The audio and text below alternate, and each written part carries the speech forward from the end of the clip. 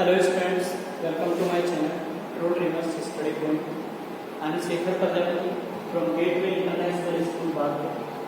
Today we are going to discuss about the lesson, that is the lesson of history, the rise of nationalism in Europe, which is of the 10th class. That is of the 10th class. Name of the lesson is the rise of nationalism. We can understand, easily we understand what is nationalism. But why it is considered as a landmark in the history of the world? We must have to understand about it. First of all, if we go to the medieval age, ancient age, the people at that time live in harmony with each other. They don't know what is a territory. They didn't know what is a territory. They need only to survive with harmony with the nature. But nowadays, and in the Middle Age, that is the medieval period, it was a unique time and there was a huge need of nationalism. Why was there a huge need of nationalism?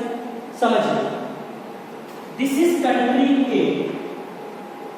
इसमें citizens रहते हैं, let's say Ram, etc. Many of the citizens are there.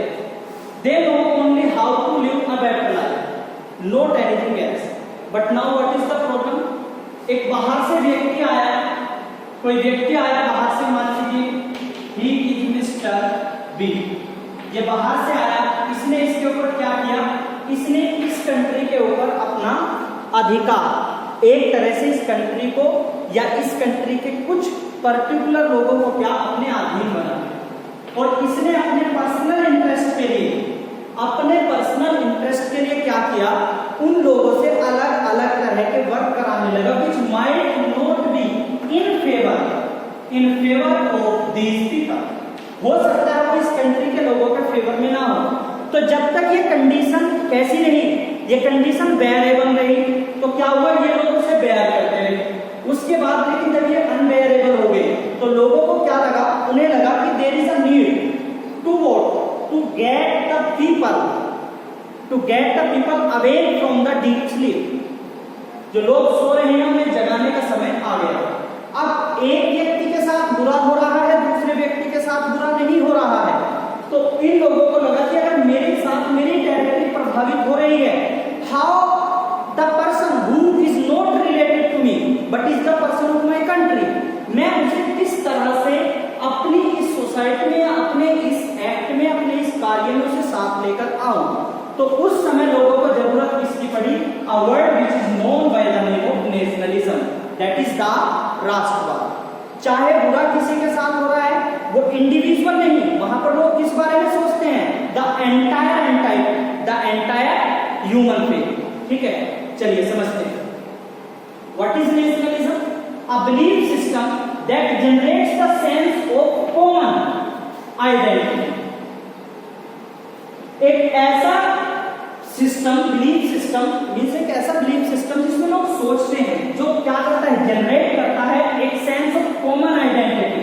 समझ लीजिए ध्यान से, वो कह रहा है कॉमन आइडेंटिटी जनरेट करता है no matter what is the religion.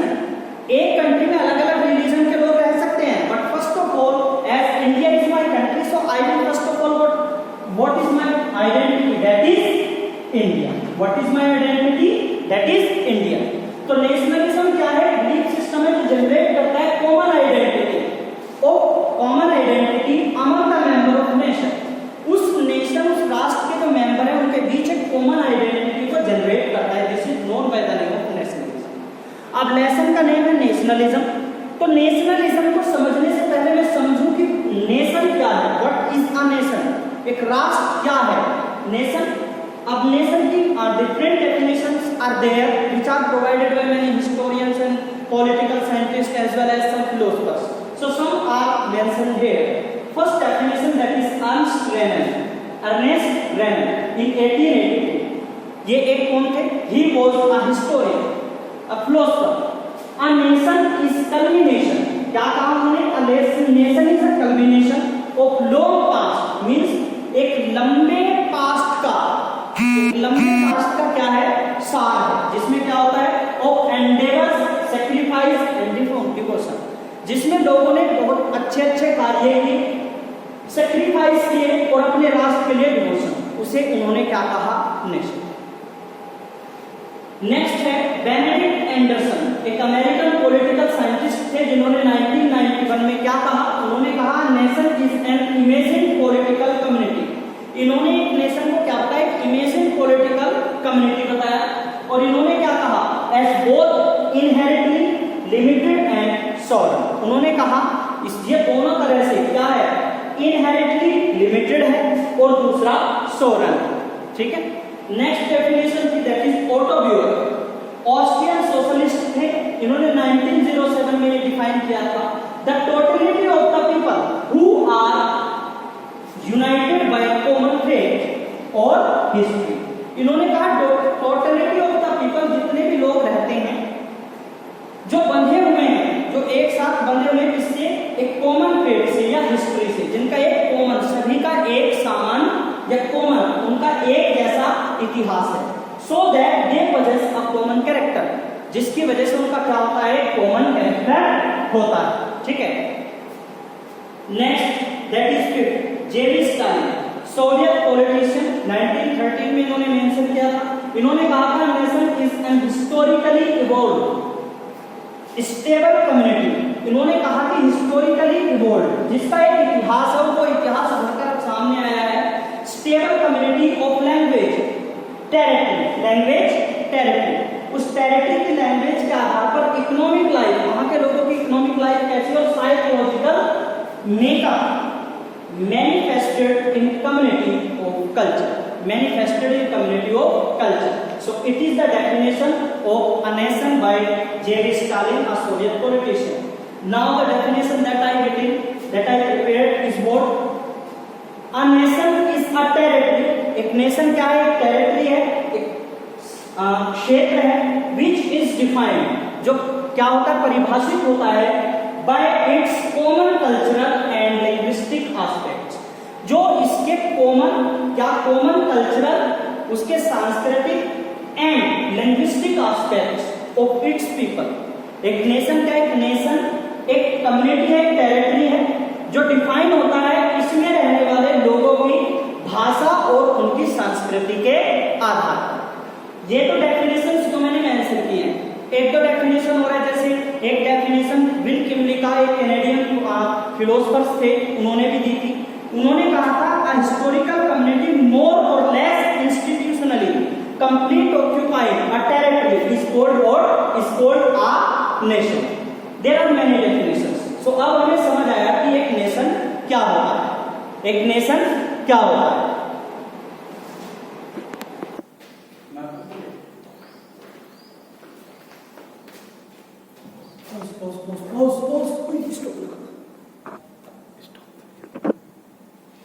चलिए, अभी तक हमने चर्चा की नेशन के बारे में, ठीक है। अब हम चर्चा करते हैं meaning of nationalism. What is actually the meaning of nationalism? शुरुआत में हमने चर्चा की थी नेशनलिज्म मींस जो एंटायर कम्युनिटी को एक साथ खड़ा कर दे, that is nationalism. Same is here but it is a little bit explored. The word nation और nationality are derived from Latin word natus. Latin word कहां से आए हैं? नेट्स से, जिसका मीनिंग क्या है? रेस। रेस मींस कोई जाति या कोई संप्रदाय। नाउ आगे बढ़ते हैं, क्या कहता है? Devotion, love, patriotic feelings and feelings of oneness for the nation is called nationalism. Means क्या लिखा है इन्होंने? कहा डिवोशन, पूरी तरह से डिवोटेड हो जाना किसी कंट्री के लिए, उसके लिए अथाह प्रेम, और क्या? पैट्रियोटिक फीलिंग, देशभक्ति की भावना, और फीलिंग ऑफ वननेस मींस सभी के साथ मिलकर रहने को हम क्या बोलते हैं? This is known as nationalism. अब patriotic sentiments and feelings make a person to sacrifice his or her life for the sake of the country. Means patriotic feeling, देशभक्ति की भावना जब किसी के अंदर, किसी व्यक्ति विशेष के अंदर जनरेट हो जाती है, तो वो क्या करता है? वो क्या हो जाता है? वो रेडी हो जाता है टू सैक्रिफाइस, यहां तक कि अपना जीवन भी सैक्रिफाइस करने के लिए रेडी हो जाता है। As many of the patriotic leaders in our country did so. कई सारे देशभक्तों ने हमारे देश में अपने देश की सेवा के लिए और अपने देश के अच्छे भविष्य के लिए अपने जीवन को दांव पर लगाया। चलिए आगे चर्चा करते हैं factors gave rise to nationalism in Europe. अब यूरोप में नेशनलिज्म किस तरह से जनरेट हुआ उस बारे में हम चर्चा करेंगे। सबसे पहले डिक्लाइन ऑफ फ्यूडलिज्म, सामंतवाद जब खत्म हुआ। अब ये कैसे था? इन द मिडिल एज और यू में से इन द मेडिवल पीरियड, जब यूरोप में क्या था? फ्यूडलिज्म, फ्यूडल लॉर्ड्स रूल करते थे। वहां पर एक पर्टिकुलर एरिया होता था, उसका एक फ्यूडल लॉर्ड, पर्टिकुलर बैरन जिसे हम बोलते थे, क्या? बैरन, दबन कह सकते हैं, सामंत कह सकते हैं। वो व्यक्ति उस पर्टिकुलर एरिया पर रूल करता था। अब क्या हुआ? जैसे जैसे समय बीतता गया ये बैरन्स की संख्या बढ़ती गई और इनके बीच में क्या? म्यूचुअल वॉरफेयर, आपस में झगड़ा होने लगा, तो इनकी संख्या कम हो गई। दूसरा, धीरे धीरे जो मिडिल एज के पीपल थे, जिनके साथ बहुत ज्यादा ये क्या करते थे, जिनको एक्सप्लॉइट करते थे ये बैरन्स, उनको, उन लोगों ने क्या अपना एक ग्रुप बनाया टुगेदर, वो एक साथ आए और इनके खिलाफ खड़े हो गए। और इन्होंने क्या किया? इन कॉमन पीपल ने क्या किया? इन्होंने राजा की हेल्प की इन फ्यूडल लॉर्ड से पीछा छुड़ाने के लिए। और इनसे पीछा छुड़ाने के लिए जब लोग एक साथ मिलकर आए, इसी को क्या कहा गया?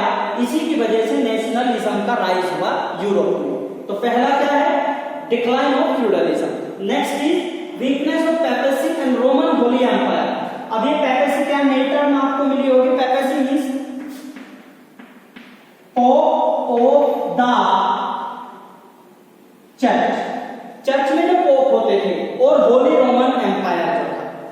क्या हुआ in the middle age? Papacy empire, papacy and holy Roman empire क्या था? ये जेनिथ पर था। जेनिथ मींस चरम सीमा पर थी इनकी पावर। ये लोग जो कहते थे वो हो जाता था। जो रोमन एम्पायर था, पहले तो पोप्स के बारे में, पेपेसी पोप, इन्हें क्या कहते थे लोग? Religious leaders. और होली रोमन एम्पायर को लोग क्या बोलते थे? Political leaders. लोग इन्हें धार्मिक और राजनीतिक राजा मानते थे। लेकिन जैसे जैसे क्या हुआ? मिडिल एज में लोग एक साथ मिले, तो इन दोनों ने स्पेशली ध्यान रखना हमेशा, एक्सप्लॉयटेशन हमेशा मिडिल एज का या थर्ड एस्टेट का हुआ था। जैसे आपको मैंने लास्ट क्लास में, 9th क्लास में द फ्रेंच रिवॉल्यूशन में बताया। भाई तो अपर क्लासेस में तो कोई प्रॉब्लम नहीं होगी। तो एक्सप्लॉयटेशन हमेशा किसका होता है? या तो मिडिल एज या बिलो द मिडिल एज। तो उन लोगों का एक्सप्लॉयटेशन हुआ, ये लोग एक साथ आए और ये धीरे धीरे इनका जो फाइनेंशियल खत्म होने लगा। जब लोग एक साथ आए, इनके खिलाफ खड़े हो गए, तो नेशनलिज्म की फीलिंग यहाँ पे राइज हुई। इसके बाद वॉर्स क्या हुआ? कई कंट्रीज आपस में लड़ी। कंट्रीज के कुछ पर्टिकुलर सोल्जर्स लड़ते थे, कंट्री के कुछ पर्टिकुलर सोल्जर्स लड़ते थे, लेकिन पूरी कंट्री में, एंटायर कंट्री में लोगों में क्या होगा? नेशनलिज्म का एक भाव आ जाता है। वो कैसे आ जाता है? नाउअडेज आपके पास इसका सबसे जीता जागता एग्जाम्पल क्या है? Indo China war. हमारे जो इंडिया और चाइना के बीच में कॉन्फ्लिक्ट चल रहा है, और उसी नेशनलिज्म भाई कुछ पर्टिकुलर सोल्जर्स नहीं अपनी लाइफ को वहां पर मार्टिर्स जो हमारे हुए, शहीद हुए, कुछ पर्टिकुलर सोल्जर्स, ठीक है। अब क्या हुआ? हम लोगों ने नेशनलिज्म, पूरी कंट्री एक साथ आ गई और हमने क्या किया? बायकॉट। क्या किया? Boycott of Chinese items, Chinese apps, many of the things are banned in India which are trademark from the China, जो चाइना से आई है। तो जब इंग्लैंड और फ्रांस के बीच में 100 इयर्स वॉर चला था, उसमें क्या हुआ? दोनों कंट्रीज के लोगों के बीच नेशनलिज्म की फीलिंग जनरेट हो गई। ऐसे ही इंडिया के बीच आज इंडिया ने भी किया है। फॉरेन रूल क्या बेटा? Next is foreign rule. ये एक और कारण था किसका? नेशनलिज्म का राइज होने का। कहां पर? यूरोप में। अब क्या हुआ? फॉरेन रूल कई सारी, एक कंट्री है, मैंने आपको पहले बताया जब लेक्चर शुरू किया था, एक कंट्री है जिसमें लोग अच्छे से रहते हैं शांतिपूर्ण तरीके से, लेकिन क्या हुआ? अचानक से कोई दूसरी कंट्री का या किसी दूसरी टेरिटरी का व्यक्ति उस कंट्री में आ गया। उस व्यक्ति ने वहां पर अपनी मन मर्जी से रूल करना शुरू कर दिया, क्योंकि वो पावरफुल है, अब क्या हुआ? जब ये इन लोगों के खिलाफ, when the person, when the ruler who is from another country, इसे तो he has no interest of social welfare and the betterment of the people living in the country. He has no interest regarding that. So what? The people were exploited. No institutional settlements was there. No, nothing just like that. Only the foreign rulers were thinking about their personal interest. वो केवल अपने personal interest के बारे में सोचते थे, जिनसे उन्हें फायदा होता था. लोग एक्सप्लॉइट हुए, उनकी इकोनॉमी कमजोर हुई, लोगों के पास फाइनेंस की तंगी आ गई, खाना पीना भरपूर मात्रा में नहीं रहा. तो क्या हुआ? At a particular point the situation was unbearable. तो ये लोग क्या हुए? एक साथ खड़े हुए और इन लोगों ने इनके खिलाफ क्या कर दी? जंग छेड़ दी. Which is also a reason of rise of nationalism in Europe. Next है geographical factors. Geographical factors क्या होता है? किसी पर्टिकुलर कंट्री की टेरिटरी और उसकी सीमा की अगर बात की जाए, उसके बॉर्डर की अगर बात की जाए, उसको लेकर हर कंट्री के अपने सेंटिमेंट्स होते हैं. जैसे इसका लेटेस्ट एग्जांपल क्या है? The conflict between India and China. Again क्या है? China is just trying to get inside the border which is the certified boundary of India. So what? The people of our country are just opposed that, as well as the people officials also. All the countries just what? Opposing that. It is also a reason of rise of nationalism in Europe. Next है detail number 6, reaction against injustice. When in the Middle Age feudal lords, many of the rulers from other countries, they were in power. Middle class was exploited at every stage of the life, every stage of the society. Middle class का exploitation होता था. तो जब injustice कई बार होता था तो लोग क्या करते थे? लोग उसके खिलाफ एक साथ खड़े हो जाते थे, ये सोचकर that today it is happening with a particular person, it might be with me or my family and for anyone else. So they get together, they formed an alliance and they stood against a particular injustice which is being occurred with any person.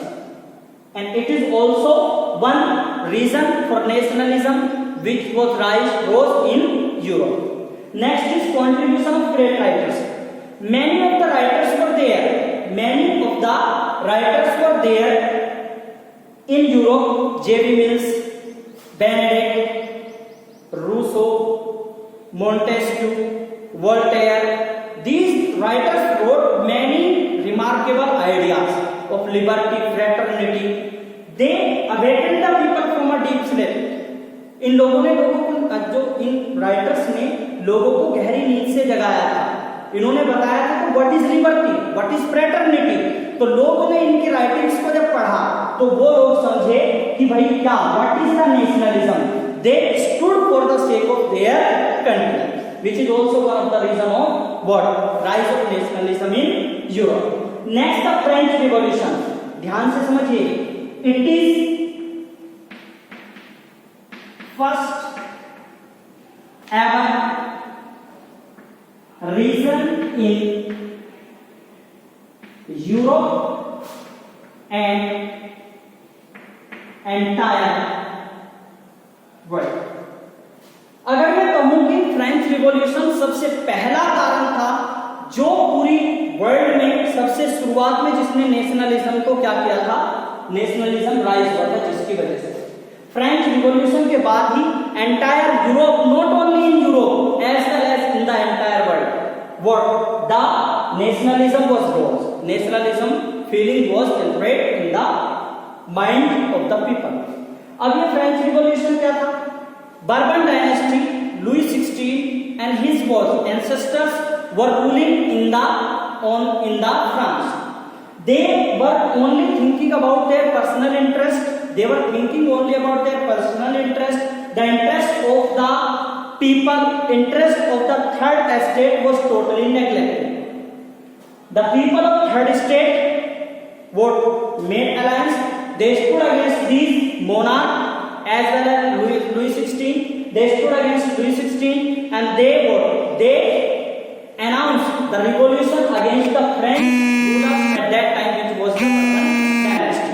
And in 1789 it was outlawed. Okay, this was also one of the most important reasons of rise of nationalism in Europe. So about the nationalism in Europe. Next segment we will discuss in next lecture. Work for today, that is prepare the notes based on the video. If you have any doubt, kindly leave a message in the comment box or text me personally. Stay safe, stay healthy. Thank you. Have a good day.